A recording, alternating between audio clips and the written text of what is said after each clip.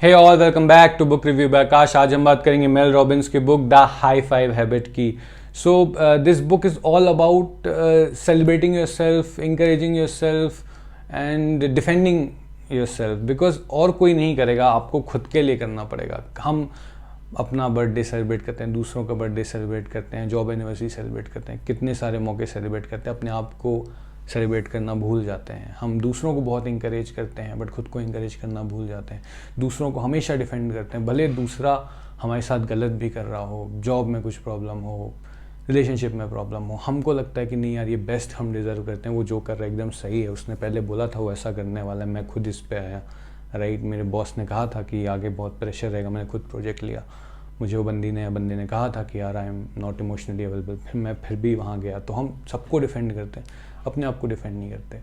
हम अपने आप को दोष देते हैं बहुत सारी चीज़ों में, और जब हम अपने आप को बदलना चाहते हैं तो उसकी शुरुआत भी एक सेल्फ हेट्रेड से शुरू होती है कई बार।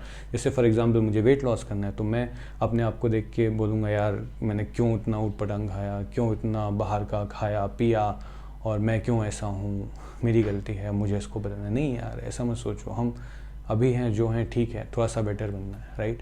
So it's not a battle about आपकी सैलरी, आपका अकाउंट में कितना पैसा है, आपके रिलेशनशिप में क्या चल रहा है, आपकी जॉब में क्या चल रहा है। इट्स अबाउट कि आपकी लड़ाई सेल्फ हेट्रेड से कितनी गहरी है, कितनी ज़्यादा है, वो हमें सॉल्व करना है। हमें नफ़रत अपने आप से नहीं करनी। बस ये इस हैबिट का बिल्कुल जो की पॉइंट है वो है। इस बुक में रिसर्च बहुत सारी है, बहुत से लोगों के नाम हैं विद उनके इंस्टाग्राम पोस्ट कि कई को बहुत क्रिटिकल इलनेस भी थी और उन लोगों ने हैबिट अपनाई और उनके जीवन में थोड़ी पॉजिटिविटी आई, थोड़ा सा लाइफ उनकी बढ़ी और मतलब अच्छाई की तरफ बढ़ी। और ये करने में कोई नुकसान नहीं है। आपको 10 सेकंड जब आप ब्रश कर रहे हो ना, आपको हाई फाइव देना है खुद को स्माइल के साथ और ये कहना है कि हाँ मैं हूँ, अपने लिए मैं हूँ, राइट। ये नहीं करना कि आप ब्रश करते हो, रोज़ सुबह देखते हो यार बाल झड़ रहे हैं मेरे, डबल चिन आ रही है, मैं क्या किया लाइफ में। इस नफ़रत से अपने आप को देखना सुबह की शुरुआत ही बहुत बकवास शुरुआत है। कई बार तो हम अपने आप को देखना भी नहीं चाहते, बस ब्रश करके निकल जाते हैं। तो कुछ नहीं करना है यार, बस 10 सेकंड निकालने हैं, ब्रश करना है और देखना है खुद को, स्माइल करनी है और हाई फाइव देना है। That's it. कोई आपको पागल नहीं समझेगा, आप क्योंकि आप बाथरूम में करोगे, आप वहाँ अकेले होगे, राइट, ब्रश करते समय, तो वो आपको करना है। सो ये 10 सेकेंड आप करो, हो सकता है कुछ फ़र्क पड़े, हो सकता है ना पड़े, बट वो फ़र्क पड़ेगा। इसके बहुत सारे एग्जांपल्स बुक में हैं। आपको डाउट है 600 रुपये की आप बुक खरीद के पढ़ सकते हो, राइट। सो ये एक और कुछ नोट्स मैंने इस बुक के लिखे थे। और एक इम्पॉर्टेंट पॉइंट ये भी है कि इसमें गिल्ट के बारे में बात की गई है, जो एक काफ़ी बड़ा चैप्टर है। उसमें 2 पर्सपेक्टिव हैं और एक लाइन लिखी थी कि create your own come back story. जैसे हम मतलब टीवी में हीरो का कमबैक देखते हैं, बहुत एकदम सीटियाँ बजती हैं हॉल में, वैसे ही हमें खुद की कमबैक स्टोरी क्रिएट करनी है और एक चीज़ को एक्सेप्ट करना है कि you are allowed to be a work in progress project, right. जैसे हमें प्रोजेक्ट होते हैं, वर्क इन प्रोग्रेस चलता रहता है, वैसे खुद भी हम परफेक्ट नहीं है, थोड़ा थोड़ा प्रोग्रेस करनी है, वर्क इन प्रोग्रेस हैं हम। बस ये सोच के खुद को दुख मत पहुँचाओ कि यार मैंने बहुत गलत किया, मैं बुरा हूँ, या मैंने किसी एज में ये गलती की थी तो मैं ये डिज़र्व करता हूँ। वो आप सोचना बंद कर दो और हाई फाइव हैबिट से अपना दिन शुरू करो। गिल्ट के बारे में बताता हूँ मैं। गिल्ट इस किलर करके एक चैप्टर है, उसमें 2 पर्सपेक्टिव हैं। एक जिससे मैं अभी तो रिलेट नहीं कर पा रहा हूँ, वो एक पेरेंट चाइल्ड रिलेशनशिप पे है कि if you are working women, if you are working father, तो कई बार आपका बच्चा बोलता है कि ऑफिस मत जाओ या उसके साथ टाइम स्पेंड करो, बट आप अपने प्रोफेशनल कमिटमेंट के कारण वो नहीं कर पाते हो, राइट। तो वो भी एक गिल्ट है।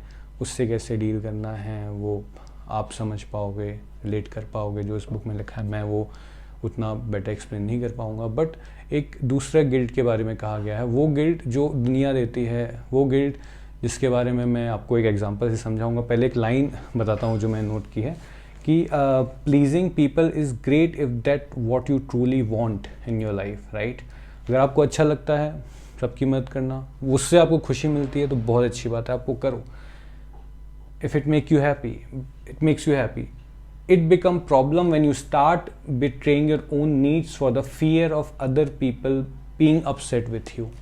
सो एग्जाम्पल है, मैं मान लो अकेला रहता हूँ, अपने मुंबई बेंगलोर कहीं पे भी, और बहुत दूर का रिश्तेदार जो मुझे बिल्कुल पसंद नहीं है, बहुत कोई भूला बिसरा दोस्त जिसको मैं नहीं जानता। मैं अकेला रहता हूँ because I want to be in my own space. मुझे थोड़ा सा मेंटल पीस चाहिए, या मैं थोड़ा ज़्यादा कंफर्टेबल रह सकता हूँ, इसलिए मैंने अकेले घर लिया है। बट कोई दोस्त आपका आ गया और वो अपने होटल के या एयरबीएनबी के पैसे बचाने के लिए वो आपके साथ रह रहा है 15 दिन, 20 दिन, महीने भर, आपको वो पसंद नहीं आ रहा है, आपको पता है कि आपको उसको मना करना चाहिए, बट आप गिल्ट में हो, यार उसको कितना बुरा लगेगा, वो मेरे बारे में क्या सोचेगा, राइट। तो इससे क्या होगा, वो भी अनकंफर्टेबल उस टाइम पे घर में रहेगा, बिकॉज आपकी सड़ी हुई शक्ल उसको देखने मिलेगी, बिकॉज आप खुश नहीं होगे, आप ऐसे मुंह बना के रहोगे उसके साथ। बट वो भी रह रहा है किसी तरह, क्योंकि वो अब बीच में छोड़ के घर जाएगा तो आपको, उसको भी बुरा लगेगा और आपको भी बुरा लगेगा।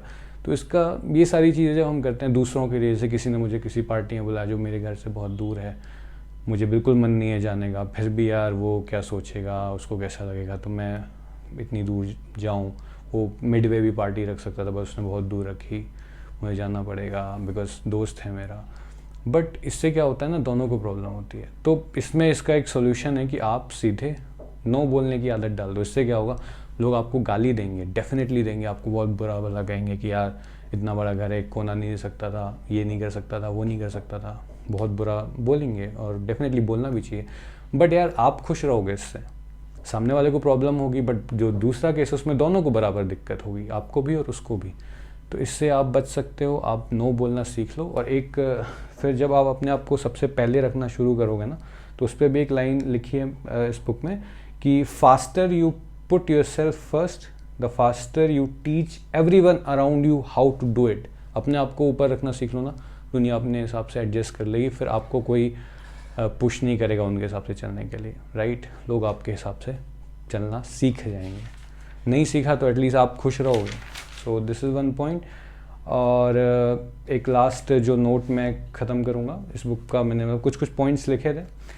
सो एक ये है कि when you don't feel high fiving that partner, friend, lifestyle, job और situation that tells you that it's time for change. So ये भी एक लाइन है, और ऐसे बहुत अच्छी चीज़ें हैं इस बुक में।